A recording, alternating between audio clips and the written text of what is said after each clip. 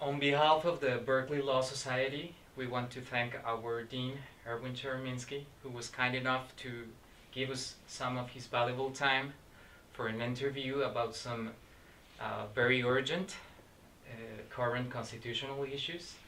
Thank you, Dean Chemerinsky, for having us. My great pleasure. Delighted to talk with you. I think we should start talking about the Masterpiece Cake Shop versus Colorado Civil Rights Commission case. So do you think this case was, the opinion of the court was consistent with other prior courts' decisions, such as Obergefell versus Hodges and United States versus Windsor? I think this is a different issue than Obergefell or Windsor. Those cases were about whether or not restrictions on same-sex marriage violate the Constitution. Yes. And the Supreme Court has said that laws that prohibit same-sex marriage, federal or state, violate the Constitution. This was the question of whether or not a baker had the First Amendment right, either based on free exercise, religion, or freedom of speech, to refuse to design and bake a cake. Ultimately, the Supreme Court didn't resolve that question. They said in this particular instance, members of the Colorado Civil Rights Commission had expressed hostility to religion. That would violate the First Amendment. But the court really left open the question, can a business like a baker or a florist or people who make wedding invitations or a photographer refuse to serve a same-sex wedding? I think Obergefell and Windsor, the cases you mentioned, tell us that the answer should be no. Businesses can't discriminate on the basis of sexual orientation, but the Supreme Court hasn't told us yet. Okay. Now that you mentioned the religious animus argument, do you think that this same argument should be relevant in the case of Trump versus Hawaii, otherwise known as a travel ban case? Absolutely. I think the evidence of religious animus in Masterpiece Cake Shop was quite weak. There were three things that the court pointed to as evidence of religious animus. At one meeting, a commissioner said, businesses in the state shouldn't be able to discriminate, including based on religion. To me, that's not hostility to religion, it just states the law. Second, at another meeting, a commissioner on the Colorado Civil Rights Commission said that some terrible things have been done in the name of religion. The Holocaust, slavery were justified in terms of religion. That's a true statement. And finally, the court pointed to the fact that some other bakers were not held liable when they refused to bake cakes. But in none of those instances had the bakers refused to bake cakes on the basis of race or religion or sex or sexual orientation. So they weren't violating the law in the way that Masterpiece Cake Shop did. So the evidence of religious animus in Masterpiece Cake Shop was quite weak.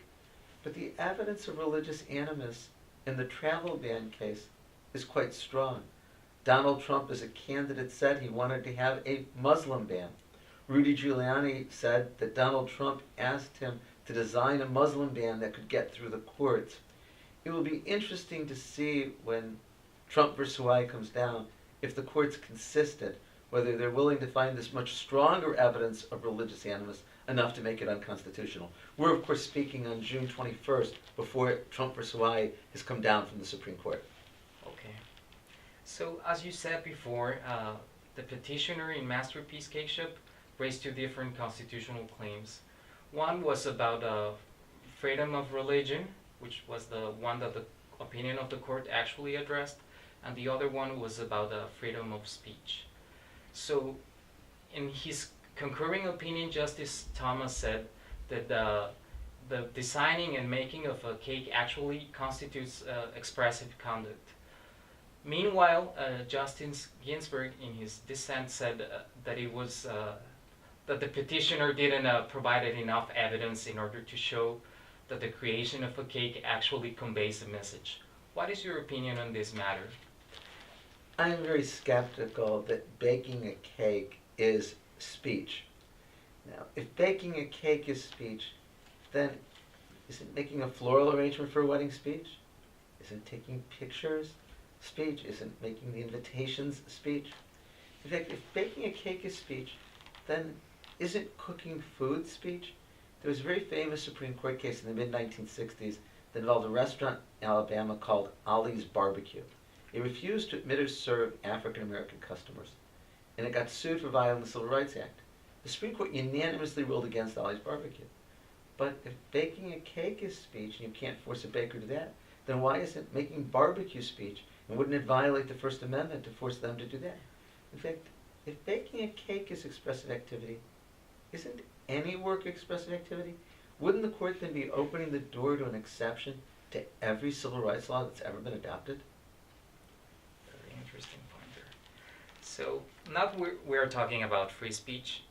So I want to talk about your latest book, Free Speech on Campus, that you co-authored with Howard Gilman.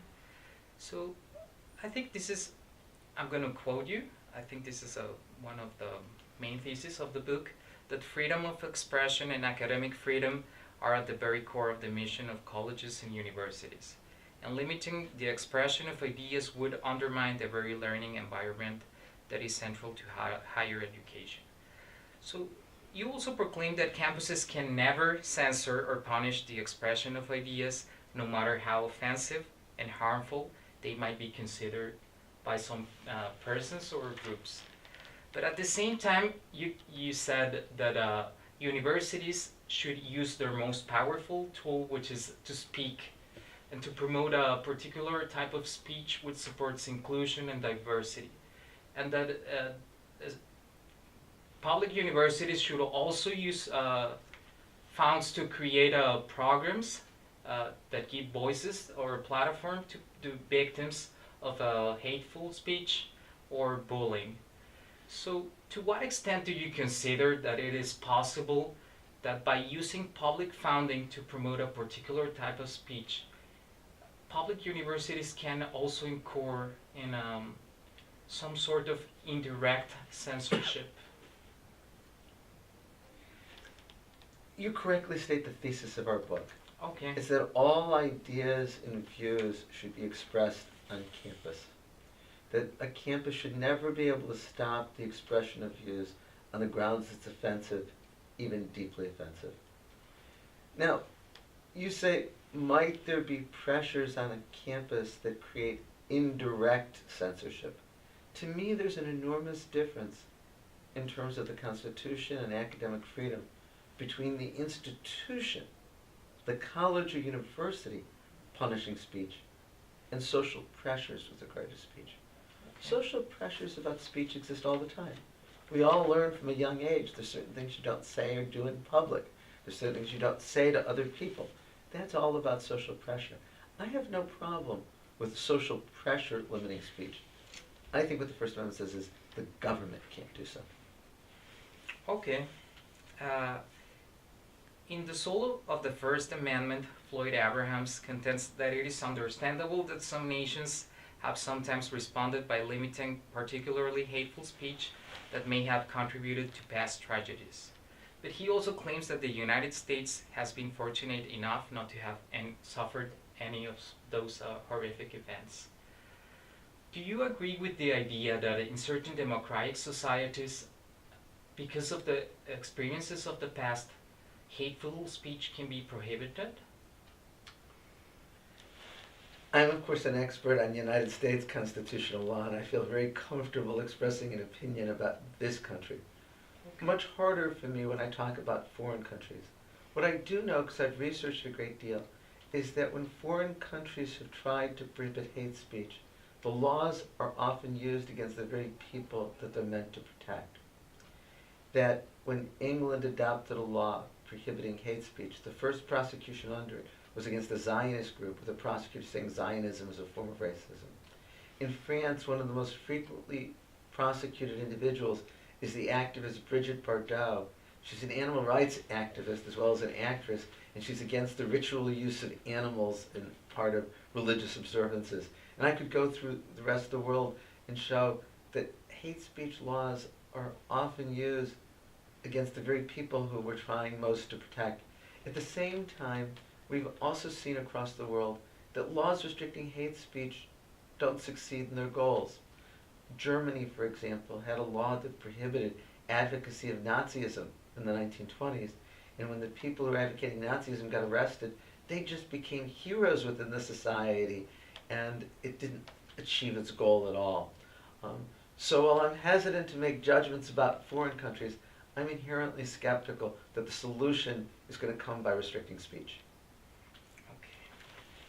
So, in another one of your books, The Case Against the Supreme Court, you said, and I quote you, "The court has frequently failed throughout American history at its most important tasks, at its most important moments." And you also said that the Supreme Court usually sides with big businesses and government and fails to protect the people's rights. Nevertheless, you also proclaim that the role of the court in judicial review is central to protecting the rights of minorities and upholding the constitutional principles against the repressive desires of majorities. How is it possible to reconcile these two apparently opposed points of view? Again, you correctly state the thesis of the book. I do believe the Supreme Court has often failed, often at the most important tasks at the most important time. But the question is, even in light of that, would we be better off without judicial review? And I don't think so. I think that when it comes to enforcing the limits of the Constitution, we need the judiciary. The Constitution is meant to limit government. Those limits become meaningless if there's no way to enforce them. Also, the Constitution is meant to protect minorities. We can't leave the protection of minorities to the majority. Now, the court will often fail in protecting minorities, but there's really no alternative. I've spent my career representing people who aren't likely to succeed through the political process. I've handled death penalty appeals. I've represented people who received huge sentences for minor crimes. I've represented a Guantanamo detainee. I've represented a homeless man challenging a Ten Commandments monument at the Texas State Capitol grounds. My clients might or might not win in the courts, but they're not going to win in the political process. When's the last time a state legislature adopted a law to provide more rights to criminal defendants or more rights to prisoners? All right. So finally, what would you say is the importance of studying American constitutional law for lawyers that come from other jurisdictions? In part, it's the chance to learn about American government. The reality is that there's scarcely any issue in the United States that doesn't at some point become a constitutional issue. And that's not new. Alexis de Tocqueville said that in the early 19th century. It's even more true today, though. Also, the American Constitution has had influence on constitutions around the world. And so it might be helpful to know that for that reason. So some of it is a way of understanding American law and American society. Some of it is the benefit it might have.